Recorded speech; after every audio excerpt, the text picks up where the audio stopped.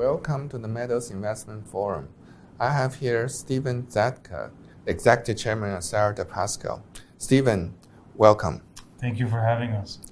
All right, can you tell us the story of the Cerro de Pasco? Used to be listed on New York Stock Exchange. Yes, it was actually. Cerro de Pasco was founded in 1630 by the Spanish when they were shipping silver out of there directly to Spain. And it's one of the oldest and richest mines in the world. And in 1902, it was listed on the New York Stock Exchange. The company was called Cerro de Pasco Copper Corporation. And at that time, it was actually the largest producer of copper in the world. And you have all the major investors there at the time, like J.P. Morgan and the Rockefellers. So it was a very prolific mine. Oh, good. How long had they been producing, or they has been producing ever since? It's been in production for the past 400 years. Wow, good. So what kind of, for investors newly to Cerro de Pasco, can you tell them what kind of opportunity they're looking at?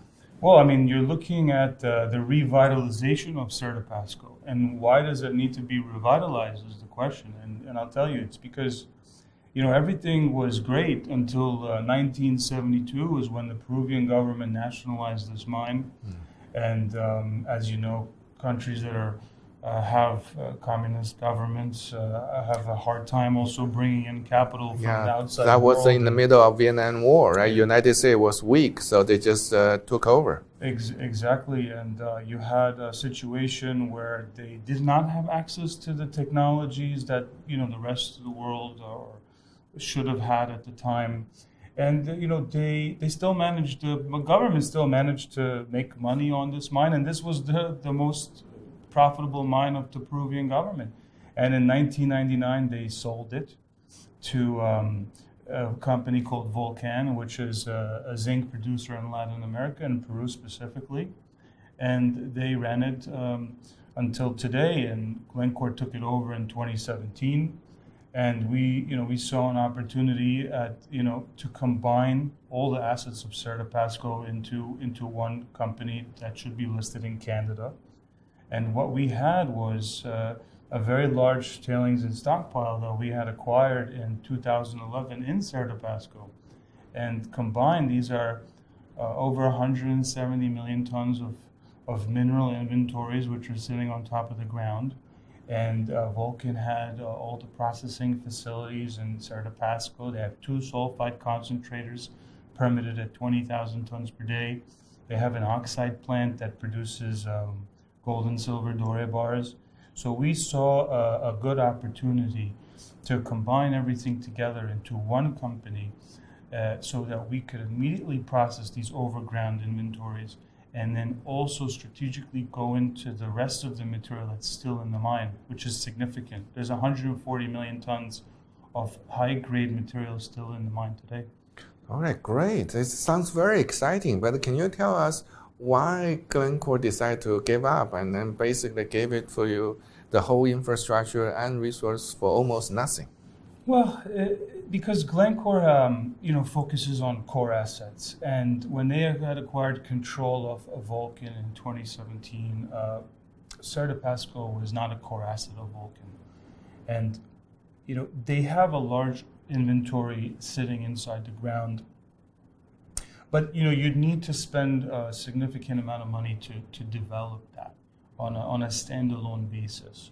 So for us, we can generate much more cash flow much more rapidly and with much less capital up front because, as I mentioned, we have those large overground inventories. So it made sense for them to basically convey all their companies in Cerro de Pasco to us. And at the same time, I mean, they are receiving a variable consideration, so on the oxide plant only. So they are making money on this transaction as well. But I think it's in the best interest of Cerro de Pasco itself to have a strategic vision for the future, and that in order to do that, you need everything under one roof. Under one roof, exactly. Yeah. And I have a friend from Switzerland. They receive from NGO a pamphlet of for the Glencore of the Cerro de Pasco, it seems to be they have some negative corporate image on Cerro de Pasco. Well, Cerro de Pasco is a city that's sitting on top of a mine, and because it was one of the most prolific mines in the world, it attracted a lot of people. 50,000 people live in Cerro de Pasco today. And it wasn't an open pit mine originally. It was underground, and it only became open pit in the mid 50s, 1950s. And people didn't know at the time that there was lead in soils where they were living. And today, with technology, with everything that we know today, and what people know, because now everyone has a smartphone, people understand that there is lead in the soils where they live naturally occurring. So, the population is upset because they're living in poverty, and they're not upset only at the mining companies. I mean, they're upset at the government, and what we're saying to them, and why we have their support, is we're saying what we're going to do is create jobs, create opportunities. And our big vision is to move a large portion of the population away from Cerro de Pasco. The local government wants to do it too. But in order to do that, there has to be that driver of economy in the region of Pasco, specifically in Cerro de Pasco, which we'd like it to be our company. And through those tax dollars that we're going to generate, we're going to divert a lot of those tax dollars into a program called Obras por Impuestos, which is work for taxes. And you can spend money on infrastructure projects, building roads, building schools, building sewage lines, water treatment facilities, and all that's going to have a benefit to the population. That's why they voted overwhelmingly supporting your project took over. Yeah. Exactly, and it's also been scientifically proven that the only way to resolve the situation in Cerro de Pasco is to further exploit it, but not exploit it in the negative sense. Exploit it in the proper sense now, because recall, it hasn't been properly exploited for the last 50 years. And it's not the fault of our predecessors. I would say it's mainly the fault of the left-wing national government. They just didn't have the wherewithal to do things with that long-term vision or knowledge. It could also just be how things played out over time. Nevertheless, this is the situation that everyone is in today, and we're doing the right thing. Right, great. So finally, the whole Great Cerro de Pasco is under one roof. That's under Cerro de Pasco resource, under your shoulder. And then you're going to put together and build the greatest mine in the world. Is that your plan? The plan is to make Cerro de Pasco better again. It's to see Cerro de Pasco reach its best potential, through development of the mine to its maximum potential, through the generation of taxes and giving back to the communities. And what our goal is to make this into a showcase, for the world to see how you can take this nucleus of destruction and turn it into the nucleus of sustainable growth. Okay, great. Very quickly, we have a minute left. Can you describe how much silver resource you have, and then what kind of projected cash flow for the first 20 years? Sure.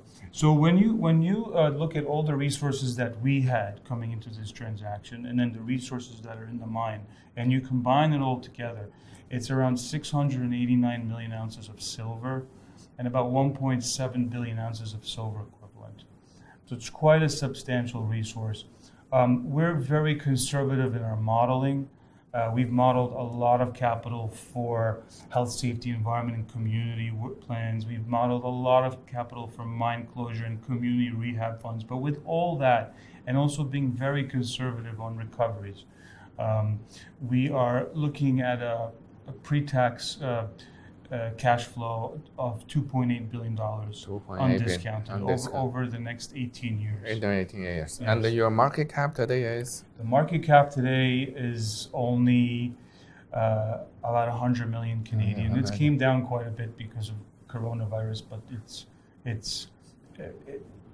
I think there's a lot of room for this market cap to go up, especially once we close the transaction and once we announce the 43101 resource. All the resources today that we're acquiring are a JORC standard, so we have to update that into Canadian 43101 standard, and then I think we'll get a re-rating. Okay, great. And then you will be uplisted to the TSX, I heard? Yeah, naturally, I mean... You will be a producer by that. We'll be a producing company, so we'll be on the TSX. The plan is to also list on the Lima Stock Exchange because we have a very large Peruvian shareholder base, and there's a benefit to them to be listed in Lima. So we should see some more volume, come from South America as well. Okay, great. Thank you, Stephen. Hopefully next time you come over, you'll talk about your producing and then what your cash flow and then the brilliant future of Cerro de Pasco. Thank you so much for having us. Okay, great. Thank you.